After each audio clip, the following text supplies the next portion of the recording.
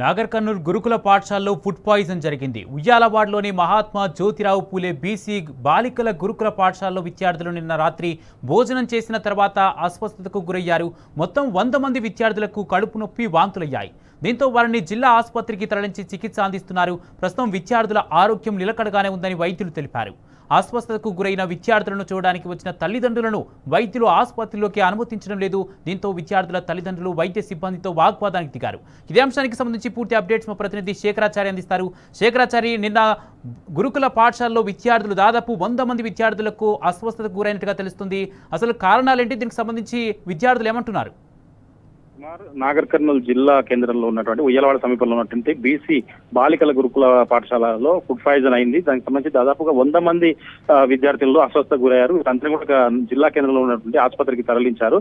అయితే చికిత్స పొందుతున్నటువంటి క్రమంలో ఈ విద్యార్థులను పరామర్శించడానికి హరీష్ రావు బృందం వస్తుందన్న సమాచారం తెలుసుకున్నటువంటి వాళ్ళు హుటాహుటిన విద్యార్థులను అక్కడి నుంచి డిశ్చార్జ్ చేస్తున్నామని వాళ్ళు చెప్పుకుంటూ వెనక నుంచి కొంతమందిని ఎటు నుంచి అంటే మొత్తం అక్కడి నుంచి దాదాపుగా అందరినీ కూడా పంపించినటువంటి పరిస్థితి కనిపించింది. అయితే ప్రస్తుతం హరీష్ రావు గారి బృందం అంతా కూడా ఈ ఫుడ్ పాయిజన్ ఎక్కడైతే అయిందో ఆ గురుకుల పాఠశాలను సందర్శించారు. అక్కడ పేరెంట్స్ తో కానీ విద్యార్థులతో కానీ ప్రస్తుతం మాట్లాడుతూ ఉన్నారు. అసలు ఏం జరిగింది, ఎట్లా ఫుడ్ పాయిజన్ అయింది, ఎవరికి ఎలాంటి ఇబ్బంది అయిందని చెప్పేసి విద్యార్థులను అడిగి తెలుసుకున్నటువంటి పరిస్థితి. అయితే ఒక్కొక్క విద్యార్థి ఒక్కొక్క రకమైనటువంటి విషయాలు చెప్తా ఉన్నారు. ఫుడ్ పాయిజన్ కు పెరుగు కారణం అని చెప్పేసి, లేదంటే ఇక్కడ వసతులు సక్రమంగా లేవని చెప్పేసి, బాత్రూమ్స్ ఈ టాయిలెట్స్ కూడా కరెక్ట్ లేవని చెప్పేసి, ఇక్కడ కొంత అపరిశుభ్రంగా ఉందని చెప్పేసి కూడా విద్యార్థులు ఇక్కడ ఫిర్యాదు చేసినటువంటి పరిస్థితి. ఫుడ్ కూడా చాలా తేడాగా ఉందని చెప్పేసి కూడా చెప్తున్నటువంటి పరిస్థితి కనిపించింది.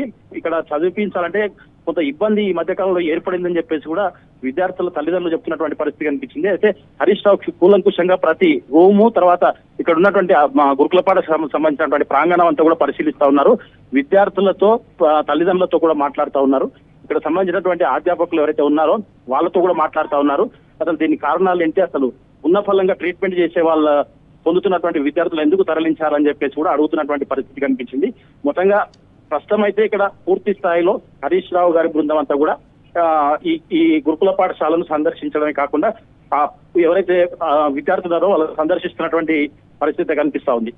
అయితే శేఖరాచారి, అంటే ఫుడ్ పాయిజన్ కి సంబంధించి ఇంత గతంలో కూడా ఇలాంటి ఘటనలు జరిగాయా? దీనికి సంబంధించి పాఠశాల యాజమాన్యం ఏమైనా చెప్తుందా, ఏమంటున్నారు? గతంలో అంటే వేరే ప్లేస్ లో జరిగాయి, కానీ ఇక్కడికి సంబంధించి ఈ గురుకుల పాఠశాలకు సంబంధించి రాత్రి కొంతమంది అని చెప్పారు 60 మంది వచ్చారు. తర్వాత ఉదయం చూసేసరికి మరొక 30 మంది ఫుడ్ పాయిజన్ అయిందని చెప్పేసి ఉదయం 35 మంది తీసుకొచ్చారు. మొత్తం కలిపి 100 మంది దాకా కూడా ఫుడ్ పాయిజన్ గురయ్యారు.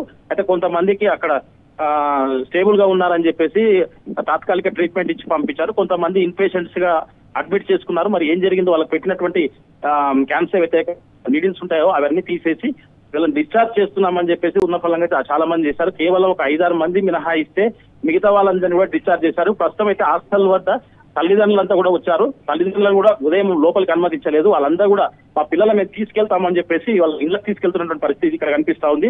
మొత్తంగా చూసినట్టయితే ఇక్కడ జరిగినటువంటి ఫుడ్ పాయిజన్ చూస్తే ఏ తల్లిదండ్రులైనా కానీ తర్వాత పిల్లలు కూడా భయభ్రాంతులకు గురవుతున్నటువంటి పరిస్థితి కనిపిస్తా ఉంది. అసలు అనుకోని ఈ సంఘటన ఏదైతే జరిగిందో దీనికి అంతా కూడా అంటే పూర్తి పర్యవేక్షణలో లేకపోవడమా, లేదంటే ఇది కావాలంటే దీనికి పైన ఎవరైతే ఉన్నతాధికారులు ఉన్నారో వాళ్ళు పట్టించుకోకపోవడమా, ఏదేమైతేనేమి ఫుడ్ పాయిజన్ విద్యార్థుల్లో ఇక్కడ చదువుకోవాలంటేనే, ఇక్కడ ఉండాలంటేనే భయం ఏర్పడే పరిస్థితి అయితే దారితీస్తుంది. Right, thank you Shekharachari.